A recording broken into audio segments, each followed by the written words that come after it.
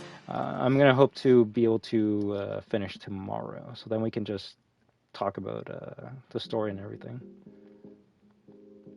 Because more than anything, I do want to talk about the story. Hell, I even watched the review of the movie, and I'm actually surprised with how many things they kept from the game in the movie. I thought it was completely different, but there's some things they kept the same.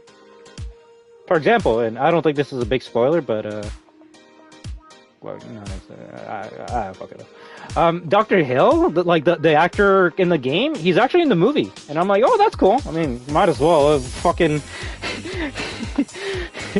if he's gonna be doing goddamn marketing for Black Ops 5, 6, 7, fuck it, just put him in the Until Dawn movie. He's in the Until Dawn game, so yeah, we need to finish the game, then we can talk about the lore, and then we can watch the movie, and then talk about how the movie relates to the game. But two things I gotta say right now. One, I completely forgot Until Dawn movie actually came out this year.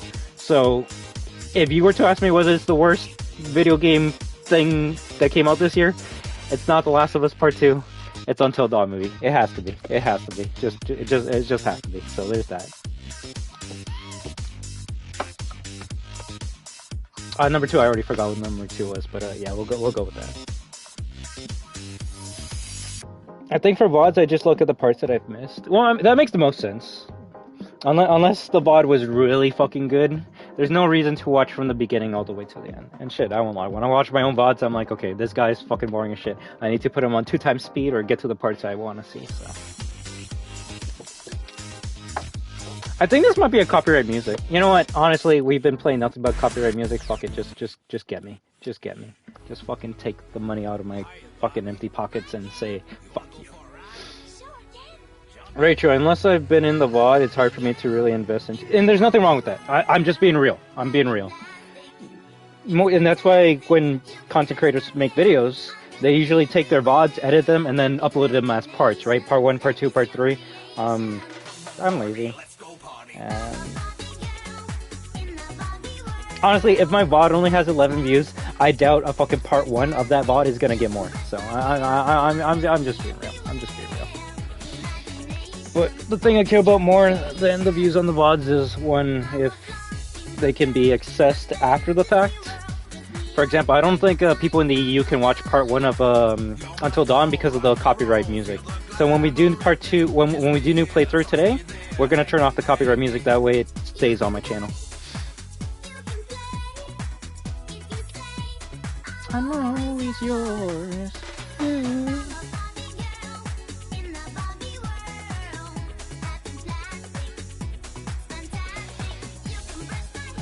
Oh yeah.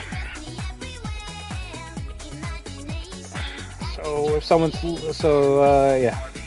What did we learn today? If you want the camera and me to talk to you, I need viewers. If you want me to stream and just focus on the game, give me 0 viewers. And depending on the game, sometimes I might care more about the game more than the... Well, I don't want to say I care more about the game than the viewers, because that sounds like shit, right? But if I'll say, for example, RE9, I do care about catering that more so to myself than to my audience. And I could be wrong, but I think that's just a no shit. Like, I think every streamer does that, and is gonna do that. Maximilian dude's not gonna have his fucking chat on when he's playing RE9 when he's live streaming it. So it's one of those why should I as well, right? The reason I do it is because we can enjoy the game at the same time, but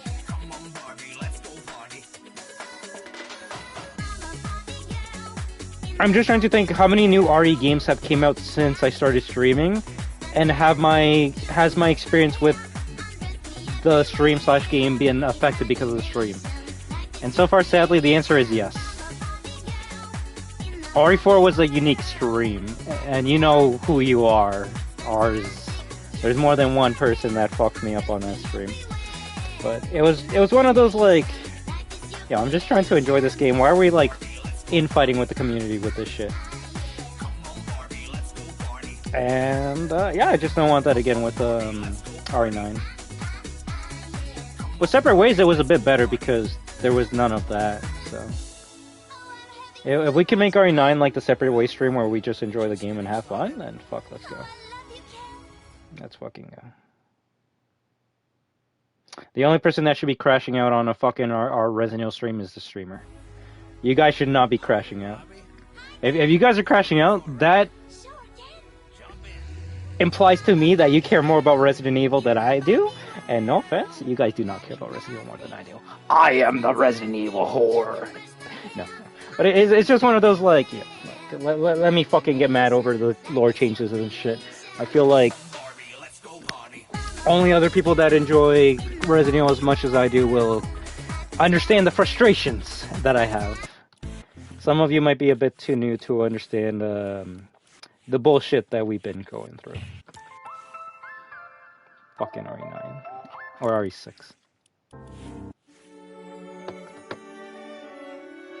Yeah, you can't be risky when it comes to new experiences that you really want to... Exactly.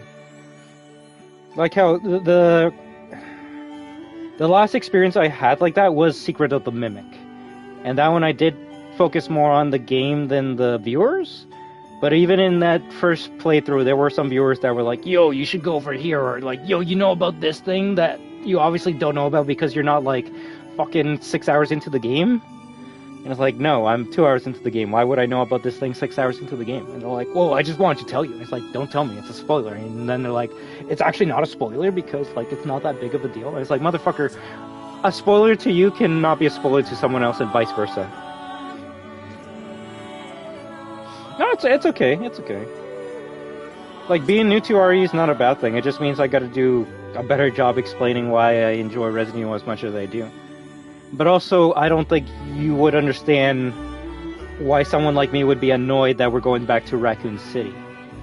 I feel, funny enough, the people that are happy that we're going back to Raccoon City are the fake new fans.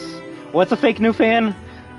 People that started off with Resident Evil 2 Remake. Like, if your first Resident Evil was RE2 Remake, and you're excited we're going back to Raccoon City, shut the fuck up. You were in Raccoon City less than 5 years ago, alright, motherfucker? Me? And the other people that, like, actually are fucking old as shit that played OG RE1 when it fucking came out, those are the people that are like, oh fuck, we're going back to Raccoon City, it's been like 30 fucking years. Fucking the new people there were in Raccoon City last week. What do you miss about Raccoon City? Nothing. That's alright. I'm still pissed we're going back to Raccoon City. I'm so fucking pissed. This was the first song I unlocked for Fortnite. And even though it is a Rocket League song, when I hear the song I think of my first month of Fortnite.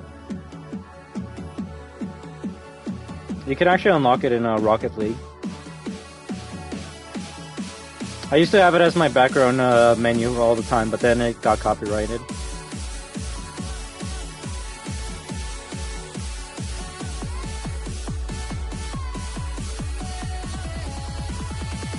Underwater.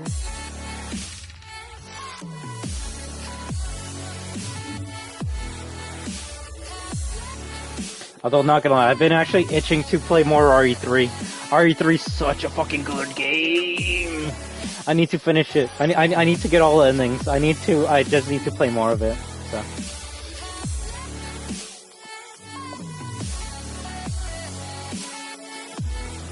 It's not really that. It's more so just.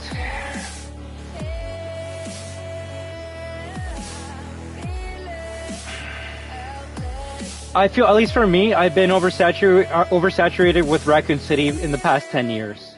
Like, funny enough, let's go back to before RE7 was a thing, right? You have RE6 that, like, fucked up the whole entire shit. Raccoon City might have been... Well, that's a funny thing, too. Raccoon City is always mentioned in every fucking game, too. Like, Revelations 1, it's like, huh, it's Raccoon City all over again! And then you play the fucking RE5 DLC with Chris and Jill, and then she's like, huh. It takes you back to 11 years ago in Raccoon City. Like, Raccoon City is mentioned in every fucking game. So, someone like me, it's more so, oh wow, Raccoon City. Cool, whatever, right? But, technically the last game you got to see Raccoon City in was Resident Evil 3 Original. After that, you got to see a little bit of it in Umbrella Chronicles Wii and Darkside Chronicles Wii. Other than that, the only time you really got to experience Raccoon City was, funny enough, PS3, Xbox 360, Resident Evil Operation Raccoon City. After that, they focus on the main games, which, yeah, they reference Raccoon City, but you never went back there or, like, saw anything about it.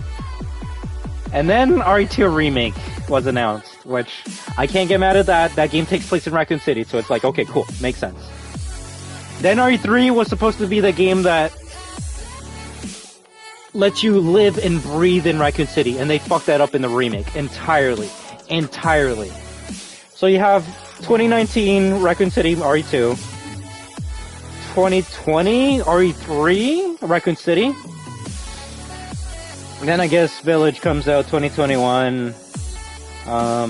Nothing for 2022 or 2023. 2023 DLC, right? 2024 RE4 remake. Or I think that came out in 2023. Yeah, whatever. So that one obviously not Raccoon City, but mention Raccoon City in the intro of the remake.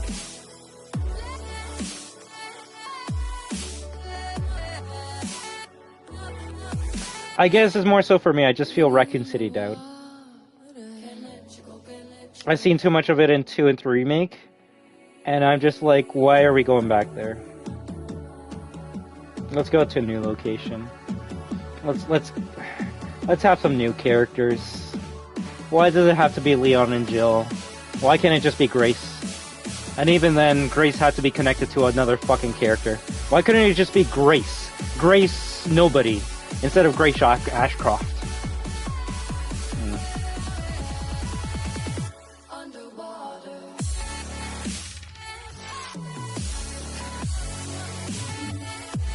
Yeah, OG RE3 is such a good game. You'll have a great time with it.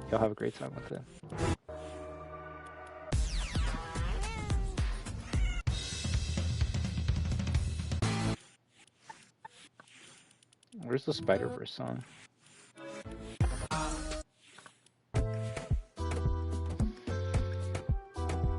Alright then, but it is 11:04, so let's take like a 20-minute break. Then we come back and see how long we play until dawn.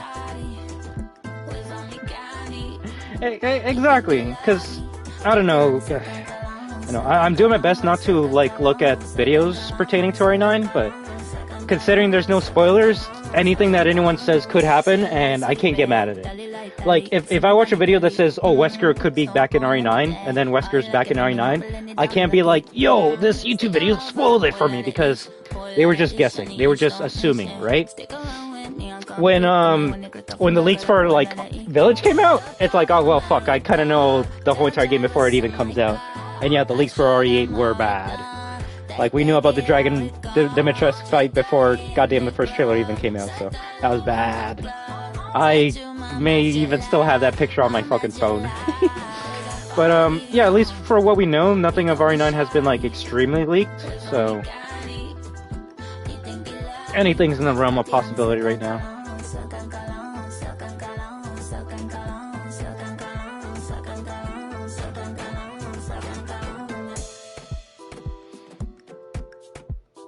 See, everything that I'm saying should be saved for a Resident Evil stream. Because apparently RE9's not a sequel to RE7 and RE8. And I'm like, then why are you fucking calling it RE9? Like, what the fuck? Yeah, our game's called Resident Evil 9 Requiem, but it's not a sequel to RE7 or RE8. It's actually a sequel to Resident Evil 3. It's like, the fuck? And call it Resident Evil 4 at that point. What? Resident Evil, back to Raccoon City. And I mean, the explanation with that is like, well, RE7 and RE8 are like Ethan's story, so that's why it's like its own thing. So I'm like, so what the fuck is RE9's story? And they're like, well, RE9 is the story of the Raccoon City survivors. And I'm like, so where the fuck is Chris, Rebecca, Barry, and Jill? Well, when we mean survivors, we mean like one character from a game no one cares about, and Leon. Those are the characters I think about when I think of Raccoon City survivors. I mean, basically, it could be like crashing out a bit, but considering it's the end of Raccoon City and everything that came because of that, The only thing you could say is it would be a sequel to RE4 remake. So you go RE2 make, RE3 make, RE4 make, and then RE9. Because RE7 and RE8 does not matter in terms of those games that I mentioned. RE7 and 8 are their own thing. RE2, 3, 4, and 9 seem to be a part of a universe.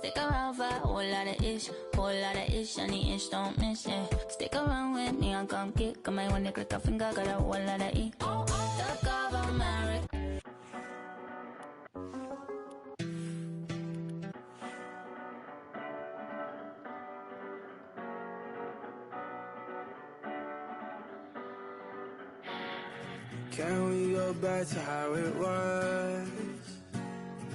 Before my pride got in between us. Go ahead and hit me where it hurts. I'm not gonna say it, but I think I watched the video that might have like actually what's the word? Not discovered, not spoiled. Let's just say they took a very fucking good guess, and it's one of those like. It's one of those theories that has so much fucking evidence and, like, credibility behind it, that it's one of those, oh, this ain't a theory, this is just what's gonna happen. This is the ending of RE9. And I'm just like, fuck. God damn it, Capcom, you fucked up again. You fucked up again. You know what, let me actually see if it's true before I start crashing out. Give me a second. If Capcom uploaded something in the past 2 weeks about Resident Evil 9, then they fucked up. Specifically a catch-up video. If they posted a catch-up video, they fucked up.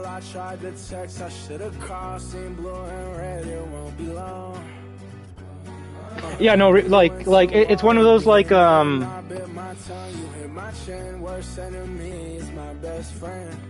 it's one of those like they show off the RE8 trailer and it's like, oh, Chris is a bad guy. And then someone makes a theory being like, no, he's being framed as a bad guy, he's actually a good guy, and you're gonna find the real villain in the main game. It's like, yeah, I can believe that. That's a possible theory. I believe that more than Chris is bad guy, which is what I rolled with back in RE8. And, yeah, there's just a lot of evidence supporting this theory, so...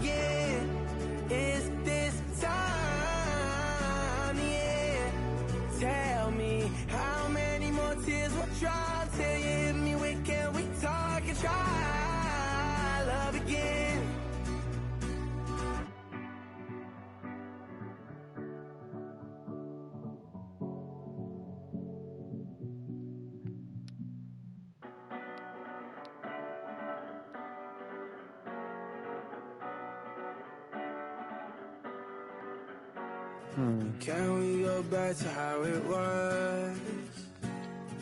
Before my pride got in between us. Go ahead and hit me where it hurts.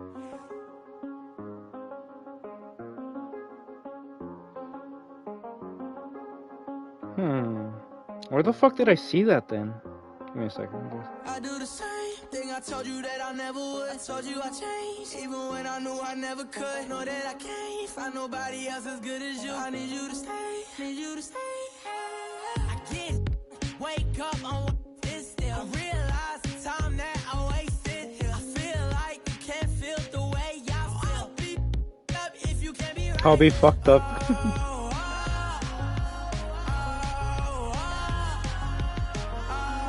Oh god, so it was 3 weeks ago?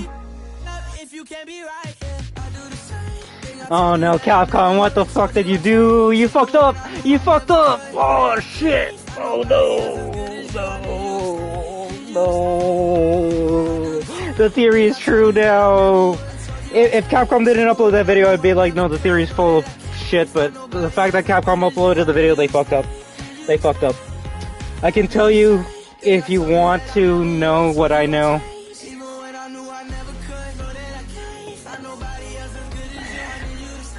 So Capcom 3 weeks ago on their official Resident Evil channel uploaded a video called Resident Evil Road to Requiem, and it's basically Maggie Smith, the voice actress of Lady Dimitrescu, talking about the Resident Evil story so far. Now, I have not watched this video, so I actually don't know what she's talking about. But considering there's a, like, she's showing the images of the bakers. I'm assuming she's talking about the whole timeline of Resident Evil up to this point. So this is an important video to watch before RE9 because this is what Capcom wants you to know. This is what Capcom wants you to remember before getting into RE9. And the video that I watched today references something that's in this video that makes me go, huh. And not the huh that like, oh, this is an interesting theory. It's more of a, huh, you spoiled the game for me and now I gotta wait 6 months to see what I already know is gonna happen. Thank you. Huh, thank you. I'm not mad, because it actually gives me respect to this person that I watched, because I'm like, yo, you're smart. You're actually, I would say, a little bit smart, a little bit smarter than me, because you brought up something that I even kind of forgot about. And I'm like, I'm the Resident Evil guy, I know everything. But they brought up this one thing, and I'm like, who? This name has not been mentioned since fucking RE0. Alright, let's see what you're gonna do with it. And, only a little. He's only a little bit smarter than me. I'm the greatest of all time, remember that. I played every Resident Evil game and never died on my first playthrough. Always gotta remember that. If anything, let me actually see Buddy's channel. I need to make sure I like that video so I can watch it later.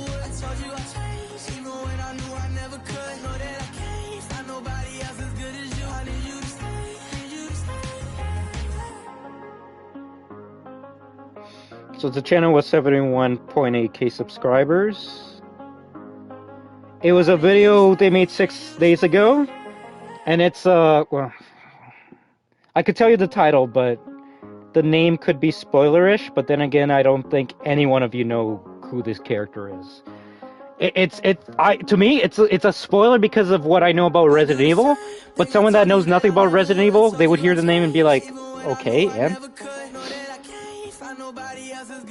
But at this point in time, I feel like Buddy's video is what's gonna happen in RE9, and I just kind of wish Capcom didn't post that video because it gives credit to his fucking theory.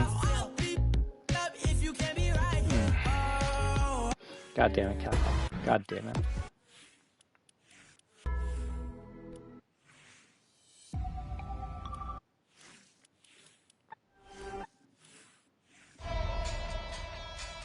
God damn it, Capcom.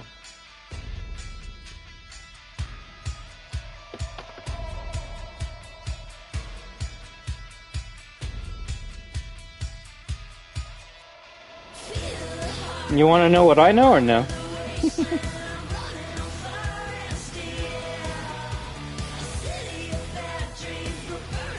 You want to be the first person in the community to know the knowledge that I do?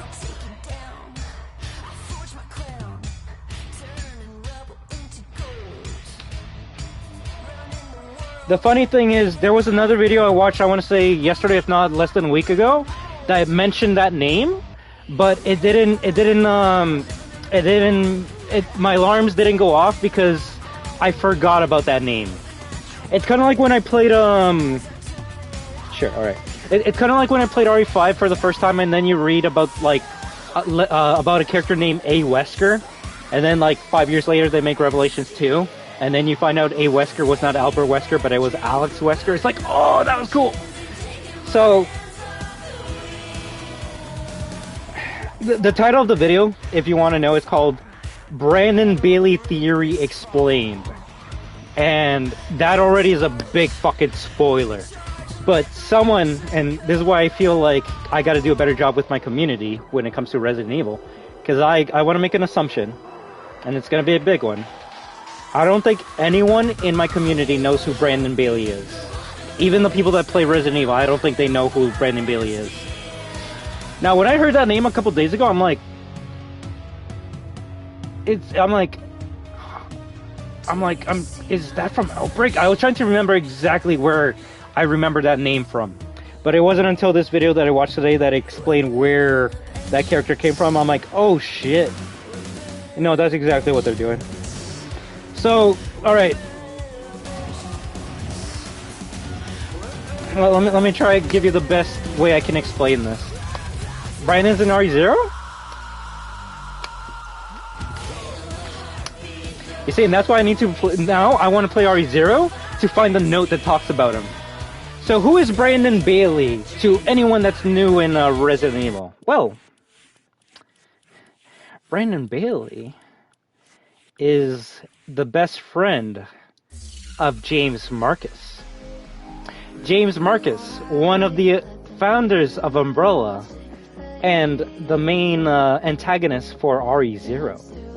Uh-oh, connections?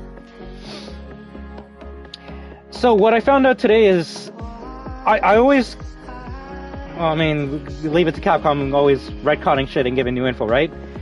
It was always established that there was 3 founders of Umbrella. Oswald E. Spencer, James Marcus, and Alfred Ashford. Alexander Ashford. It was an Ashford. Either way, three founders of Umbrella.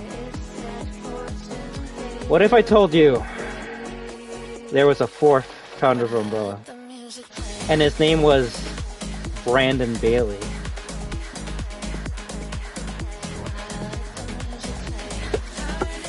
Why did we not hear about this character until recently? Well, funny enough, retconning, but also smart. Umbrella kind of like erased Brandon Bailey from the files. So yes, this is big. But the thing was, he was best friends with James Marcus more than the other 2. He didn't really care about Oswald, and he didn't really care about Alexander. And when his best friend died in RE0, he's kind of like, oh shit, my best friend that we were like doing work with died. That's kind of sad. I should probably look into this, and I hope I don't find out who killed my best friend, because if I find out the person who killed my best friend were his partners, I might go crazy and try and kill them. Anyways, a faction that has always been secretive in the Resident Evil universe is the Connections, and also the HFC Army, which Wesker uses in Code Veronica. And the Connections aren't mentioned ever again after Code Veronica until a little bit of RE4, but specifically RE7. And this is why I need to play RE7 and RE8 again, because in the Chris DLC when you're going through the laboratory, apparently you can find some notes and files of people.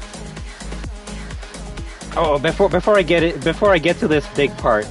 So in RE5, Wesker goes to Africa to find the Umbrella base that Chris and Sheva get to eventually in gameplay, right? One of the names you can find on the Umbrella Africa base is Brandon Bailey, and he was doing some experiments there.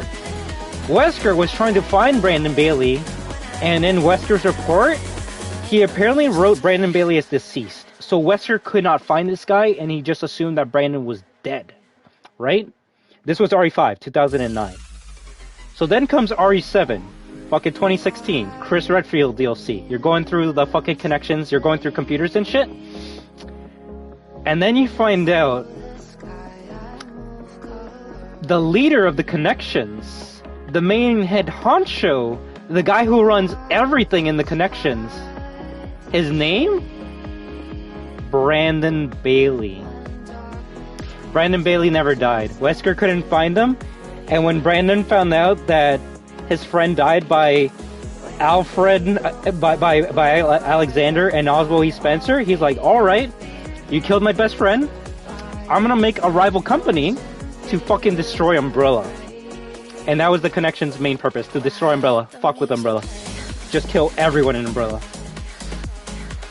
The Connections has been a very, very, very important thing in Resident Evil 7 and Resident Evil 8.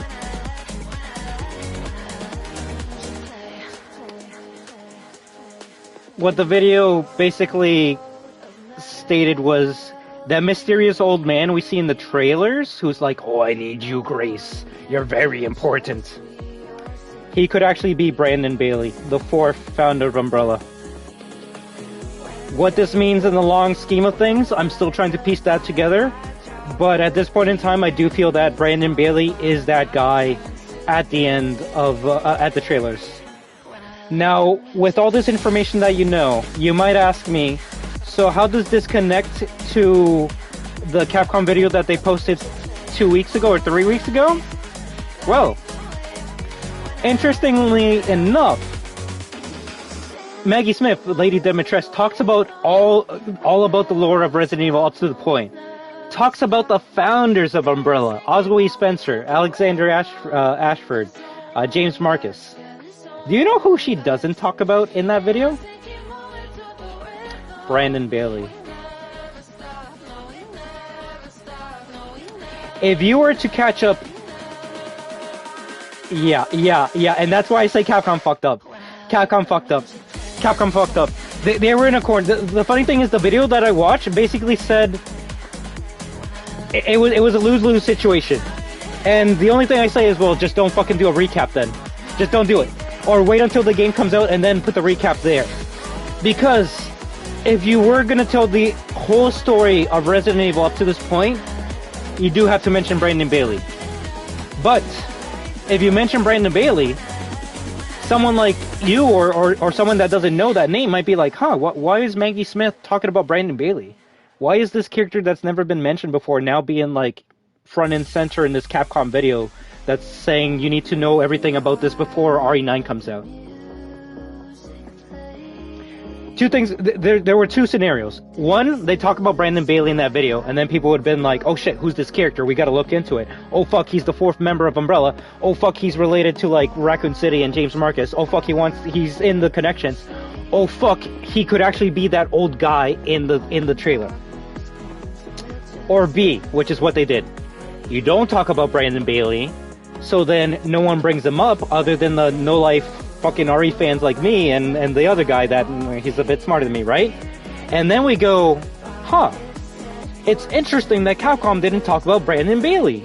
Is it because A, Brandon Bailey's in the game and they don't want to spoil that, or B, because Brandon Bailey's in the game and they don't want to spoil that? And at this point I want to say it's because they don't want to spoil that Brandon Bailey's in the game. It's just kind of weird. Just kind of weird. That's all I can say. That's all I can say.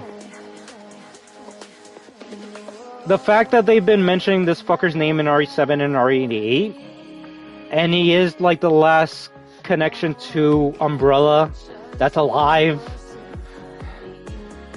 It's the end of everything involving Raccoon City and Umbrella. Like, yeah. Either way, making that recap spoiled it, and I can't get mad at Maggie Smith. I can only get mad at Capcom because they're the ones that fucking put it up. So. While I'm taking my break, I'm going to watch that video and see exactly what's in there. But all I gotta say is, if we play RE9 a couple months from now, and we hear the name Brandon Bailey, we gotta thank the Resident Evil community for finding that out. You see, that's the shit that I love about Resident Evil community, when they go deep into that shit. I don't give a fuck about, like, oh my god, are we gonna play as Jill or Leon? No, fuck that. Give me the juicy shit. Give me the shit that fucking Capcom hasn't talked about in like fucking 20 plus years. That's the shit I love. That's the shit I love. And you know what the best part about it? I should actually stop getting excited, because they're probably gonna do what they did with the Umbrella Corporation in RE7, and I'm like, oh shit, Umbrella's back! I can't wait to see what happens. Then you play the game and Umbrella's not really a thing. So it might be like, oh, Brandon Bailey's in the game, and then he's there for 1 second and then dies, and it's like, cool, nice, bait and switch.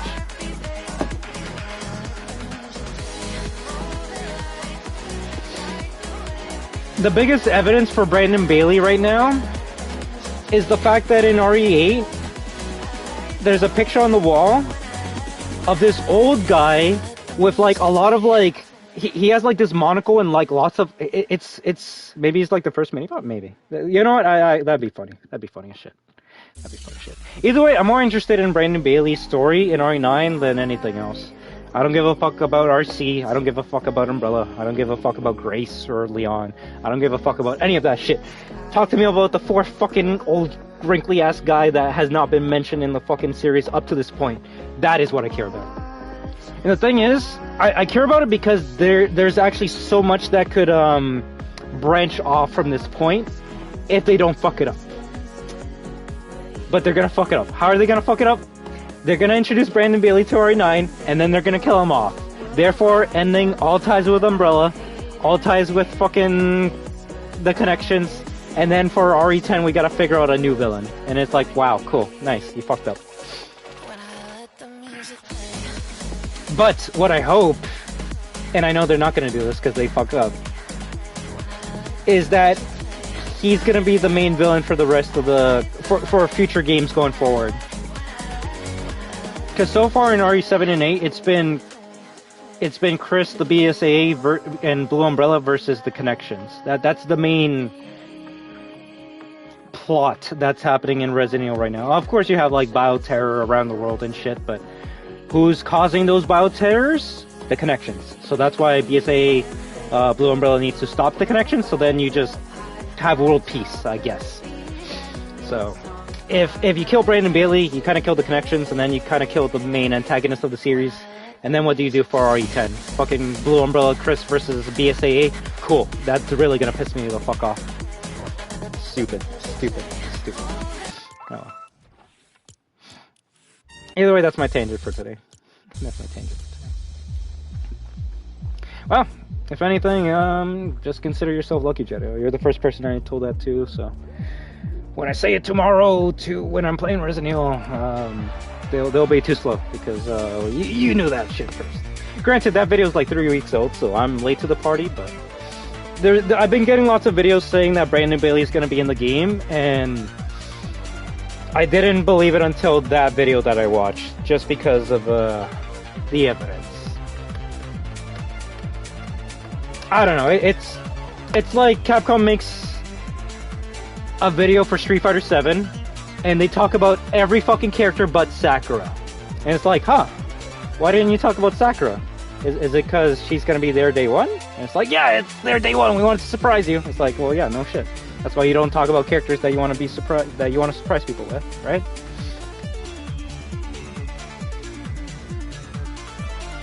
Yeah, it's so far out of all the theories at this point in time, that's the one I believe in. The old man being Wesker, I didn't believe that. The old man being Oswald Spencer, I didn't believe that. But if you're telling me the old man is the fourth founder of Umbrella, yeah, exactly, right?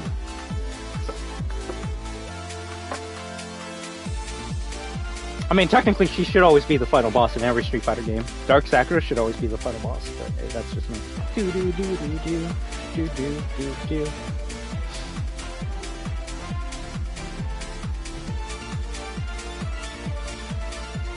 Either way, it gets me more excited for RE9. Granted, I'm still waiting for fucking gameplay to be shown. They haven't shown gameplay at all for that shit, but whatever. My favorite part right here. La la la la la la la la. La la la la la la la la. La la la la la la la. La la la la la la la la. La la la la la la la la. La la la la la la la. Alright then, it's 11:30. We should probably take like at least a small little break, and then no, bro,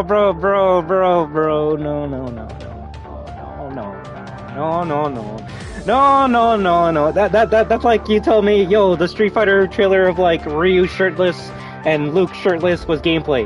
I don't give a shit if that was an engine. That's not fucking gameplay, alright? Gameplay is fucking seeing a character like Jitter and fucking have shitty ass animations because the player doesn't know what they're fucking doing and they're just mashing on the controller. That is gameplay. Fucking heavily scripted characters slowly walking through a hallway is not gameplay. That's just scripted. Scripted bullshit. That's what I call that. Scripted bullshit. That might not even be in the main game. Remember, every first trailer of every Resident Evil game that's come out is a demo of something that's not in the game. Let's go back to the first RE2 remake trailer where you see like the fucking POI of a rat and like Leon fighting a zombie, and that just never happens in the fucking main game. It's similar to what happens in the intro of RE2, but not exactly the same.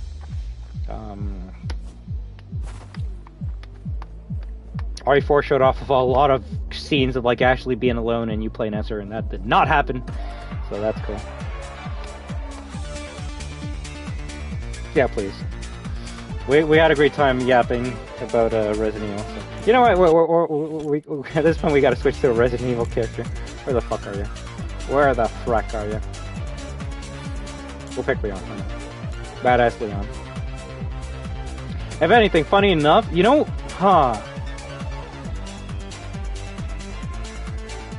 I'm calling right now. I'm calling it right now. We're getting 2 Resident Evil skins next February.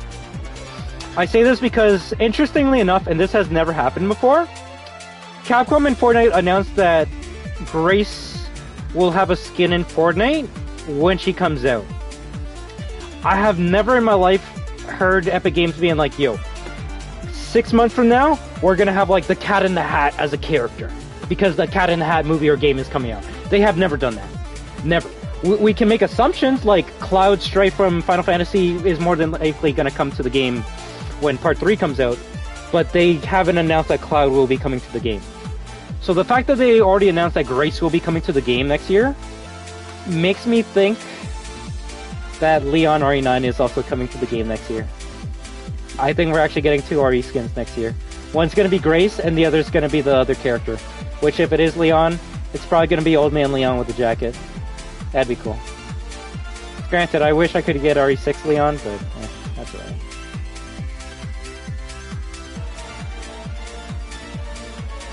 If anything, funny enough, the thing I hate about this skin is it's not a.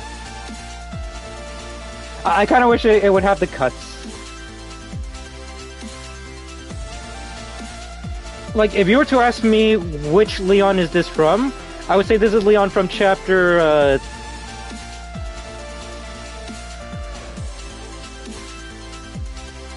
2, 3.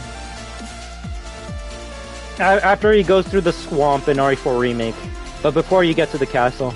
He's not dirty or cut up enough.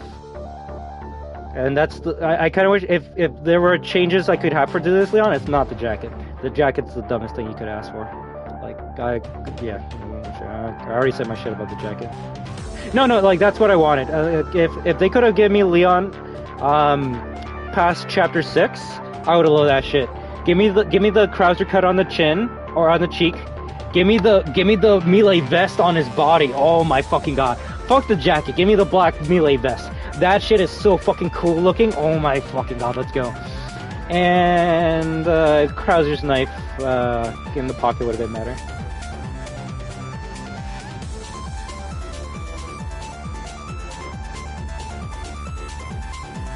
Maybe a bit more muscle too. Like, his traps look like my traps, which are small, and that's not good. He actually... It's kind of weird. I kind of wish they gave him the Chris Redfield arms. It actually would fit more better with the skin. Especially... And it's not even out of, like... I'm like, you want him roided up, bro. Play fucking RE4 right now, remake, and tell me brother's not on the juice. Is he as big as Chris? Fuck no, but he's on the juice. He's on the juice. So seeing him, like, all skinny and shit in this game is kind of funny, because 4Make actually has him on the juice.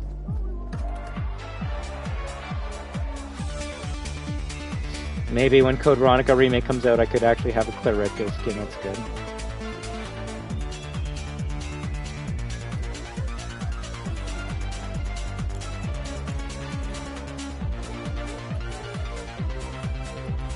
Oh, gaming.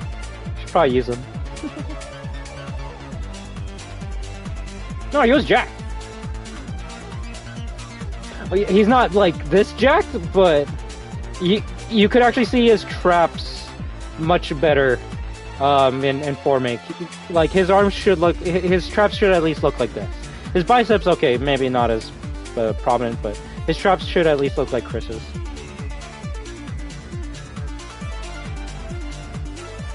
Why the fuck do I even have this equipped? The dumbest skin of all time.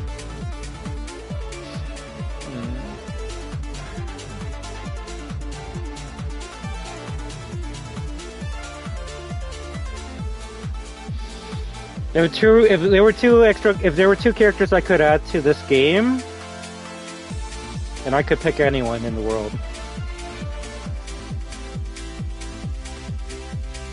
It would have to be Hunk and Ada.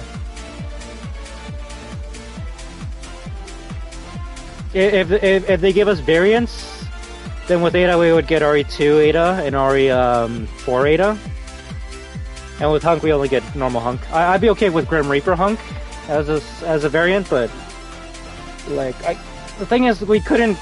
Rebecca has no variant, so it would literally just be normal Rebecca. Now, yeah, they could do what Dead by Daylight did and add the red Rebecca, but I'd rather just get a full new like skin. And the only thing they could do would be the movie Rebecca, which is basically RE1 Rebecca. So I don't know. I guess they could go all out and do what and go for like nurse outfit or kill even the obvious basketball one, but I don't know. I am so shocked she isn't in it. I guess because, and this is my conspiracy theory, they wanted to release Leon and Claire around RE2 remake, and they just couldn't do it. So they said, fuck it, we'll wait till RE4 remake comes out and then we can release both of these characters. Because it is weird that these two characters came out side by side with each other, considering one's from RE2 and one's from RE4. Now, are they both together? Sure, but you don't even get RPD Leon. And that's something, like, if there wasn't a variant for him, it should have been RPD Leon. So then you can have RE2 Leon and RE4 Leon. But, no, you just get RE4 Leon. With the first pack, it makes sense because, well, yeah, RE3 remake was like the newest game at the time. They were gonna pick the main characters from Resident Evil, which, I'm sorry guys, the main characters of Resident Evil are Chris and Jill Valentine. I don't care what your fucking fan base tells you. No, goddamn Carlos Oliveira is not the main character of Resident Evil. I wish he was, but at this point in time, it's this fucker right here. Why? Because no one can kill fucking zombies like he can. Do you know how many times Chris has been infected? 0. Do you know how many times Leon has been infected? Fucking once. Therefore, Leon sucks. No, real shit, Leon is actually pretty bad when it comes to, like, not getting infected.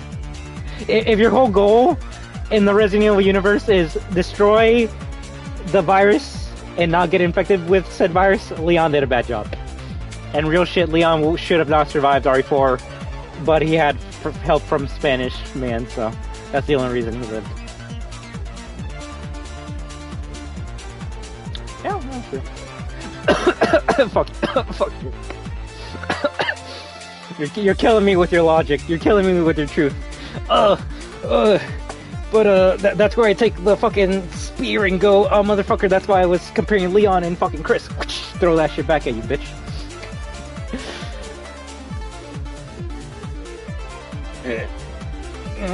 You got me. I guess if we're talking females, funny enough,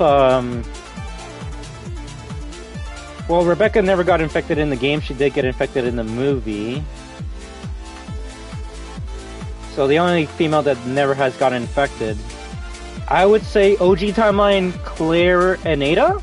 Remake timeline, only Claire. Ada technically gets infected with Lost Fagus in the remake, so whoops. Whoops.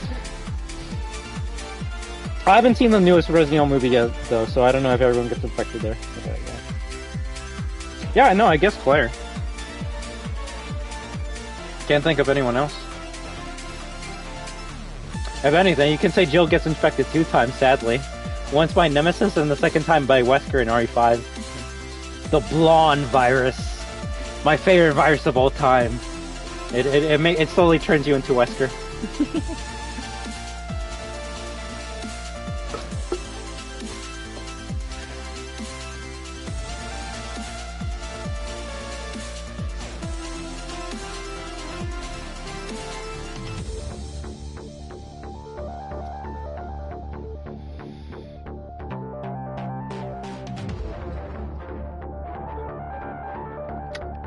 Okay, you see, that's where I'm gonna like, I'm gonna put on my nerd glasses and I go, actually, Jill and Chris never get bitten by Jan in RE1, so they technically don't need the antidote serum for that.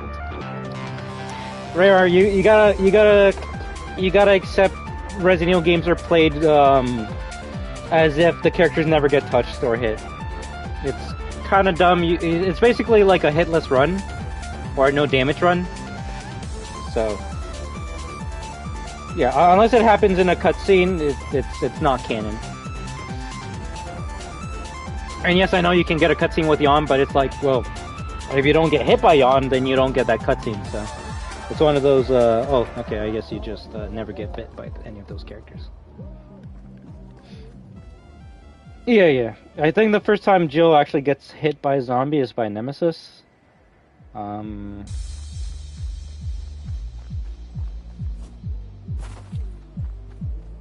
Yeah, that's really it. You see Brad get bitten by a zombie.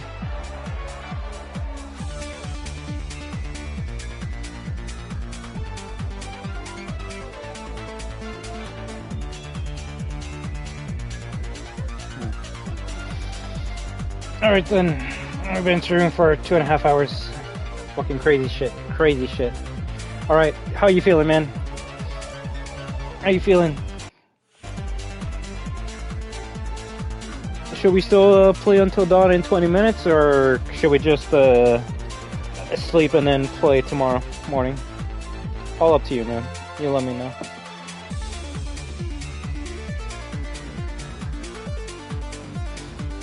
Either way, I had a fucking fun time talking to you about Resident Evil.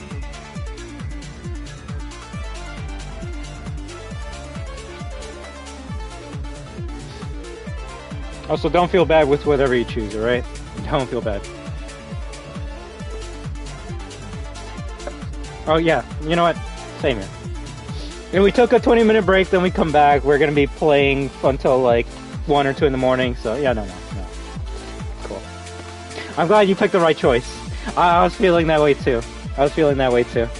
If I didn't have my tangent about Resident Evil, then we more than likely would be a bit far into a new playthrough right now, but I'll just wake up earlier tomorrow, and I'll post in the Discord when I go live. If you want, I can even send you a message on the Discord. But even if you're not there, as soon as I go live, it's gonna be me just retracing my steps up to the point that I died. So, but I do want to finish until dawn, hopefully tomorrow. So then we can just start talking spoilers, start watching other people play and all that shit, alright? So, alright, we get it tomorrow. Thank you very much, Jadio, for hanging out with me and real shit entertaining me. I know I'm the one supposed to be entertaining y'all, but okay, I can do that. But no, thank you for letting me just talk about this shit that I enjoy and crash out about. As you can see, it gives me energy. It's funny. You asked me to say something positive about, I don't know, Battlefield. I'll be like, oh, I guess it's good, and then just go back to not talking. You asked me like, what's one thing you hate about Resident Evil? Oh, we'll fucking talk for fucking hours. I can just yap about Resident Evil all day long. So no, you gave me good energy. And funny enough, even though it might be like, damn, weren't you just shitting on Resident Evil for the past like hour? Fuck you. I love Resident Evil. I'm gonna go fucking like play goddamn Umbrella Corps right now as soon as the stream ends. That's how much I love Resident Evil. But no, I get all the evil out of my Resident. I let it out, and then I can just focus on the good and the fun.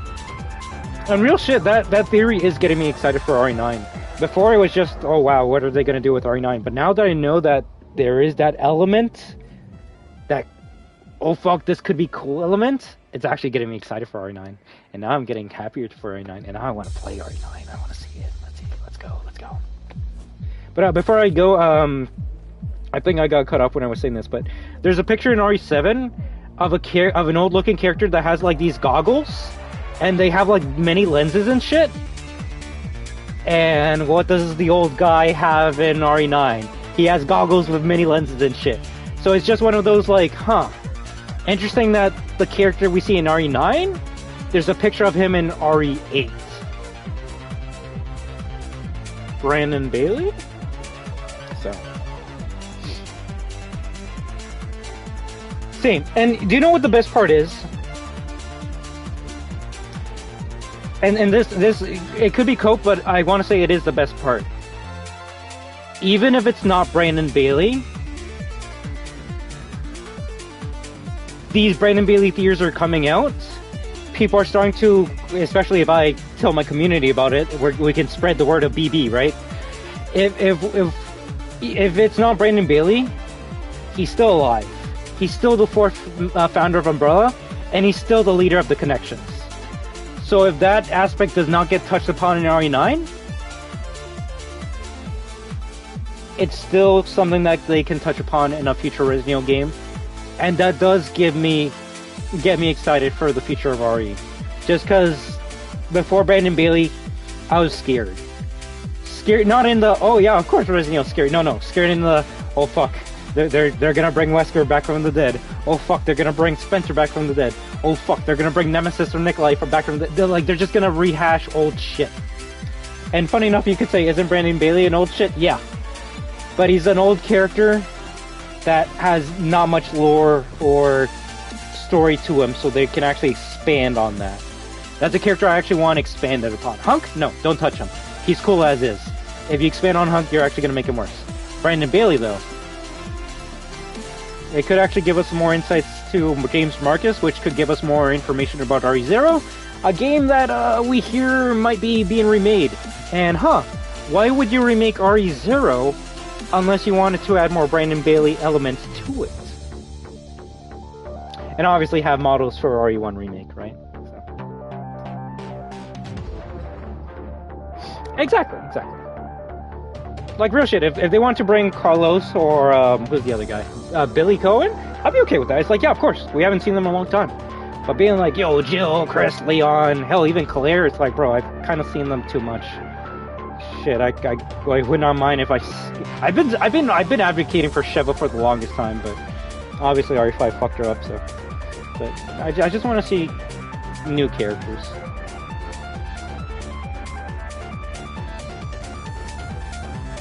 Exactly, and the setup with Brandon or RE7 and 8 makes me feel this is what they've been going with. Kind of like how you could say Security Breach, it has its own story, but Security Breach was, and this is bad, it was always telling the story of Edwin Murray, the Mimic, and his family, but we just didn't find that out until fucking 3 years later when the Mimic came out, right? Security Breach came out in 2021.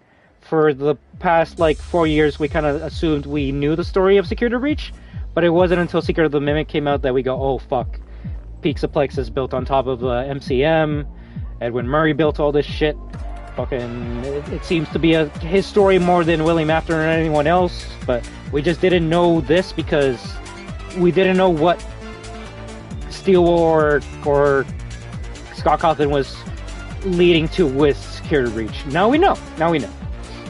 Does it make Security Breach better story-wise? Maybe in some aspects, but we at least know what they were going with Security Breach with Secret of Mimic. And that's what I feel RE9 will be. It's like you have all these teases for Brandon Bailey and connections with RE7, 8, hell, even RE4 remake with Ada separate ways. But what is this all going to culminate to? And I feel this is where they're actually going to this is what we were building up towards.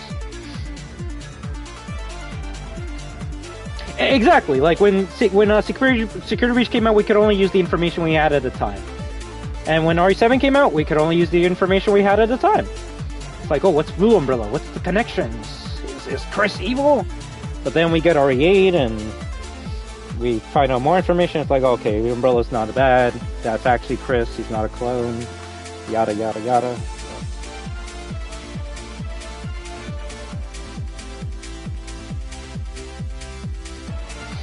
Right then, man, I feel like I've been yapping too much and you need to get some fucking sleep and I need to go watch some Brandon Bailey videos, alright? So, we're gonna end it off here and I'll message you when we start off with Until Dawn tomorrow morning, alright? So, I would like to thank each and every one of you amazing destroyers and new lurking viewers for stopping by tonight. You have been watching I Am Destruction with Fortnite Chillz, featuring Jadiel and you other lurkers. We gotta go to the save room, Jadiel. We gotta go to the save room and save. But you're all destroyers, therefore, you are destruction. And when we team up with each other, we are destruction. So have an amazing day, night, week, weekend, month, and 2025 year. But until next time, everyone. Have a good one. WAHOO! Take it easy, Jedio. See you tomorrow. And remember to always save in the world of survival horror. Peace!